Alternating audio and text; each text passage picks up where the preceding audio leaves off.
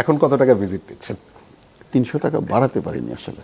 যখন ঢাকা মেডিকেল কলেজে প্রমোশন হলো, তো আমার স্টাফরা আমাকে বললো যে স্যার, আপনার জুনিয়র ডাক্তাররা আপনার চেয়ে বেশি ফিস নেয়, তারা তো বিশেষজ্ঞ না, আপনি তো বিশেষজ্ঞ, আপনি ঢাকা মেডিকেল কলেজের অ্যাসোসিয়েট প্রফেসর, ফিস না নিলে তো স্যার মানুষ সন্দেহ করবে।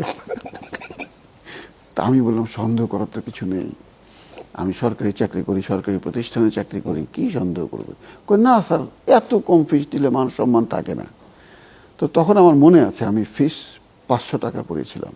আচ্ছা, এটা কত সালে ঘটনা বলছেন? ঠিক ঢাকা মেডিকেল কলেজে আসার পর। আচ্ছা, তো 500 টাকা ফিস করলাম। তো ফিস আবার আমি নেই কেন, সেটার পেছনেও একটা গল্প আছে। যে এক সময়ে দেখা গেল পেশেন্ট টাকাটা বের করতে সময় লাগে, তাতে বাইরে যারা ওয়েট করে এদের কিন্তু যদি যে কজন রোগী দেখি ওদের টাকা বের করার সময়টা কাউন্ট করলে কিন্তু অনেক সময়। পরে নিয়ম করলাম যে না, বাইরে টাকা দেবে। তখন যে সমস্যাটা হলো, বাইরে যে টাকা নেয় সে তো নিষ্ঠুর। এখন হয়তো রুগী বলছে যে 200 টাকা তো নাই, আরে 300 টাকা তো নাই, টাকা আছে তো 100, হ্যাঁ দেন 300। তো এই ধমক দেখে আমলারি এটা তো হবে না, পরে এটা ক্যান্সেল করলাম, পরে আমি নেওয়া শুরু করলাম। তো 500 টাকা যখন ফিস করলাম, প্রথম দিন আমি দেখলাম, মানে আমার মনে হলো আর কি, হতে পারে এটা ভুল, রোগীরা নির্দ্বিধায় 1000 2000 টাকা ফিস দিয়ে চলে যায়। আমার মনে হলো যে 500 টাকা দিতে ওদের খুব কষ্ট হচ্ছে। আমি 2 দিন নিলাম। তৃতীয় দিন সবাইকে ডাক দিলাম, স্টাফদের, যে দেখো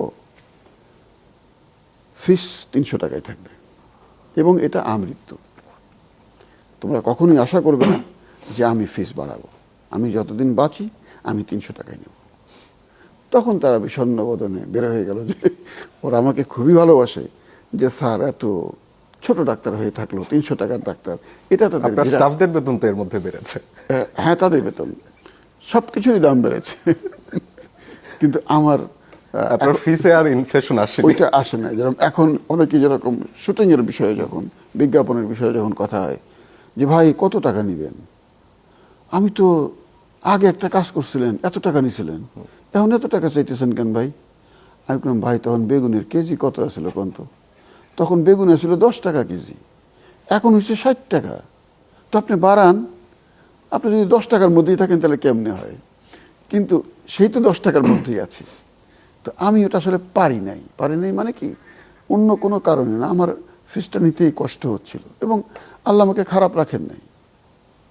আপনার জীবনে তার মানে টাকা উপার্জনের খুব বেশি প্রয়োজনীয়তা না, আমার যেটুকু ছিল বললাম তো, আমার একটা হার্ট অ্যাটাক হয়েছিল, আমার একটা হার্টে রিং লাগানো আছে, আমি চিকিৎসার সময় টাকাটা ছিল আমার, হাসপাতালের টাকাটা দিতে পেরেছি, আমি খেতে পড়তে পারি, ছেলে মেয়েদের লেখাপড়ার খরচটা আল্লাহ পাক চালানোর সুযোগ দিয়েছেন, তাদের লেখাপড়া প্রায় শেষের দিকে।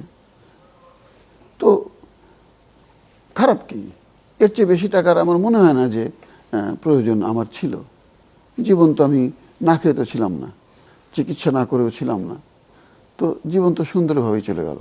এখন শুধু বাঁচতে চাই নিজে, নিজের স্ত্রী, সন্তানদের নিয়ে। একটা তাত্ত্বিক প্রশ্ন আসলে করতে যাচ্ছিলাম এই সময়, মানে এখন তো আশেপাশে ডানে বামে তাকালে সব হাজার হাজার কোটি টাকার খেলা, একজন মানুষের জীবন চালাতে আসলে ঠিক কতটুকু টাকার প্রয়োজন হয়? একদম নির্বোধ। আমি মনে করি এগুলি মানসিক রোগ, এগুলি আসলে মনোরোগ। একজন মানুষ কেন এত টাকার পেছনে ছুটবে, এত টাকার তার কেন প্রয়োজন হবে, কি করবে টাকা দিয়ে? আপনি বলেন, আমি এই বয়সে কি খাবো? 1 প্লেট ভাত, মাছ মাংস, একটু শাকসবজি, এর বেশি কি খাবো? আমার ছেলেমেয়েরা কি খাবে, বউ কি খাবে? তো এই যে টাকা উপার্জনের যে একটা নেশা, হ্যাঁ, আমি মনে করি এটি একটা মনোরোগ। অকারণে সে টাকা উপার্জন করবে, যেটা তার জীবনে কোনো প্রয়োজনই নেই। প্রয়োজন নেই তো আপনি হিসাব করে দেখেন যে আপনার চলতে ফিরতে কত টাকা লাগে। তো যারা 1000 কোটি টাকার স্বপ্ন দেখে, 100 কোটি টাকার স্বপ্ন দেখে, 100 কোটি টাকা নিয়ে কি করবে বলেন? আমার হাসি পায় আসলে যে মানে এরা নাকি মানে সুস্থ। আমি সুস্থ মনেই করি না, এনারা অসুস্থ। এত টাকা একটা মানুষের জীবনে প্রয়োজন হতে পারে না, হতে পারেই না।